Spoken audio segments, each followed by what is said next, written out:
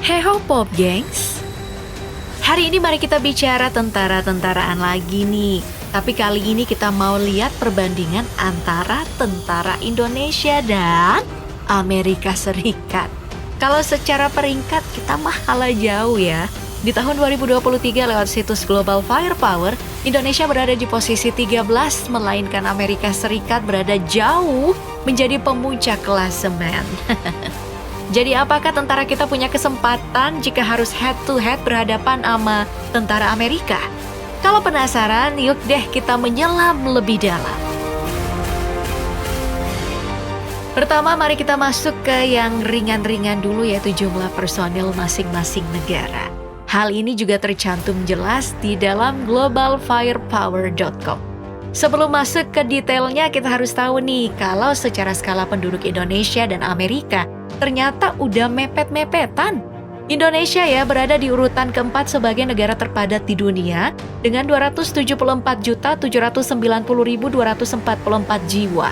Kemudian, Amerika Serikat berada di urutan ketiga dengan jumlah penduduk mencapai 340.596.000 jiwa.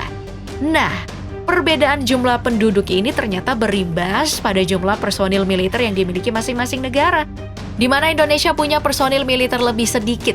Dari segi jumlah, Indonesia punya 1.080.000 personil militer yang terbagi atas 400.000 personil aktif, 400.000 personil cadangan, dan 280.000 personil paramiliter. Sedangkan untuk Amerika Serikat, total personil yang dimiliki adalah 1.832.000 personil yang terbagi atas 1.390.000 personil aktif, 442.000 personil cadangan, dan tanpa personil paramiliter.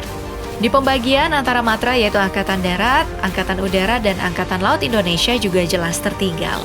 Dari datanya Indonesia cuma punya 300.000 personil Angkatan Darat, 40.000 personil Angkatan Udara, dan 75.000 personil Angkatan Laut. Sedangkan untuk Amerika Serikat ada 1.010.500 personil Angkatan Darat, 660.107 personil Angkatan Udara, dan 731.600 personil Angkatan Laut. Selain jumlah personil, sebenarnya ada satu lagi yang paling jauh untuk tentara Amerika dan Indonesia, yaitu persoalan gaji. Untuk TNI, gaji di awal setelah masuk itu berkisar 4,5 juta rupiah, dan saat karirnya mencapai Kepala Staf TNI Angkatan Darat, gajinya bisa mencapai 47 juta rupiah. Sedangkan di Amerika bagi US Army yang baru masuk atau dikenal dengan Private E1, mendapatkan 23.011 US dollar atau 341 juta rupiah. Dan jika karirnya mencapai Staff Sergeant E6, gaji US Army bisa mencapai 35.766 US dollar atau 530 juta rupiah. Wow, mendengar hal ini emang jadi miris sih. Padahal job desk kedua satuan tentara ini mirip banget.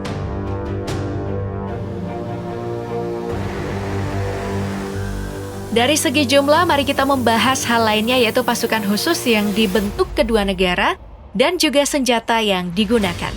Di Indonesia, kita mengenal beragam pasukan khusus yang aksinya telah terdengar di mana-mana. Beberapa yang paling terkenal itu adalah Komando Pasukan Khusus atau Kopassus, Komando Pasukan Katak atau Kopaska, Detasemen Jalamangkara atau Denjaka, dan Komando Pasukan Gerak Cepat atau Kopaskat. Kemudian untuk Amerika, negara Paman Sam ini punya pasukan elit yang telah mendunia sejak lama. Mulai dari Delta Force, Navy SEAL, Green Beret, hingga Night Stalker. Dalam menjalankan tugas, kedua belah pihak dipersenjatai sangatlah mumpuni. Ya meskipun ada perbedaan mencolok soal produsen senjata ya. Indonesia masih menggunakan campuran antara senjata yang diproduksi dalam negeri dan diproduksi di luar negeri. Sedangkan Amerika mempersenjatai tentaranya dengan senjata yang dibuat oleh negeri Paman Sam sendiri. Untuk pistol, tentara Indonesia menggunakan G2 dalam negeri dan DWK-5 milik Korea Selatan. Sedangkan Amerika Serikat menggunakan Glock 17. Lalu ada shotgun.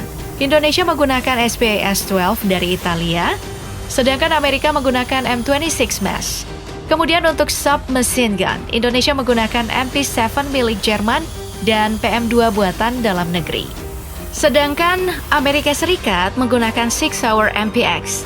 Lalu kita pindah ke assault rifle, Indonesia menggunakan AUK milik Austria dan juga menggunakan SS-2 milik sendiri. Sedangkan Amerika menggunakan XM7.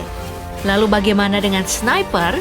Indonesia ternyata menggunakan AWM yang terkenal dari UK dan juga SPR-3 milik Indonesia. Sedangkan Amerika menggunakan Barrett M82. Nah, yang menarik nih datang dari pelontar granat dan juga senjata anti-tank. Sebab Indonesia dan Amerika menggunakan senjata yang sama, yaitu M203 sebagai pelontar granat dan FGM-148 Javelin sebagai anti-tank. Selain senjata, tentara masing-masing juga menguasai berbagai macam seni bela diri untuk menjalankan tugas. Tentara Indonesia setidaknya mendedikasikan diri untuk 5 seni bela diri, mulai dari Yongmudu, Kungfu, Karate, Tarung Derajat, dan pastinya pencaksilat. Sedangkan untuk Amerika, negara ini juga punya 5 seni bela diri untuk US Army, mulai dari Karate, Judo, Jiu-Jitsu, Taekwondo, Wushu, hingga Boxing.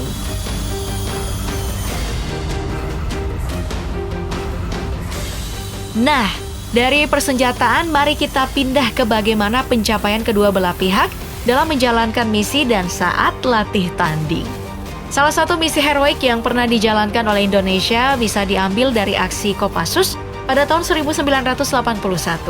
Di masa ini, pada tanggal 28 Maret, pesawat Garuda dengan kode DC-9 Woyla mengalami pembajakan oleh kelompok ekstremis Komando Jihad. Kapal ini dibawa ke Thailand untuk disandra, dan mereka meminta uang sebesar 1,5 juta US dollar sebagai tebusan. Namun tentu saja, penyerahan uang tersebut tidak dilakukan sebab tanggal 31 Maret, Kopassus turun membawa 35 anggota lengkap untuk melakukan aksi pembebasan. Regu yang dibagi menjadi 3 yaitu merah dan biru untuk penyerbuan dari sayap, dan regu hijau untuk penyerbuan lewat pintu belakang berlangsung sangat efektif. Kopassus cuma butuh 15 menit untuk menangani pembajakan pesawat tersebut. Sedangkan untuk Amerika, kita mengenal Operation Neptune Spear yang dijalankan oleh US Navy SEAL. Misi ini dijalankan pada 1 hingga 2 Mei 2011 di Pakistan untuk menaklukkan Osama bin Laden, gembong teroris yang memimpin organisasi Al-Qaeda. Misi ini berlangsung alot dan penuh pertempuran karena persembunyian Osama bin Laden merupakan bunker kompleks berupa labirin yang telah ditanami bom, makanya operasi ini sangatlah berbahaya.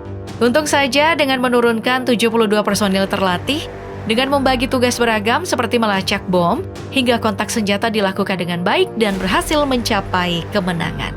Nah, dalam latih tanding sendiri, tentara Indonesia tidak jarang membuat tentara Amerika berdecak kagum. Misalnya dalam ground combat 1 lawan 1, tentara Indonesia berhasil mengunci tentara Amerika. Padahal kita tahu sendiri kalau bodi tentara Indonesia jauh lebih kecil. Selain itu ada juga momen latihan menembak di mana TNI berhasil mendominasi tentara Amerika. Jadi, kita emang harus selalu kasih 20 jempol lah untuk TNI Indonesia. Oke, itu tadi video kita kali ini. Sampai jumpa di video berikutnya.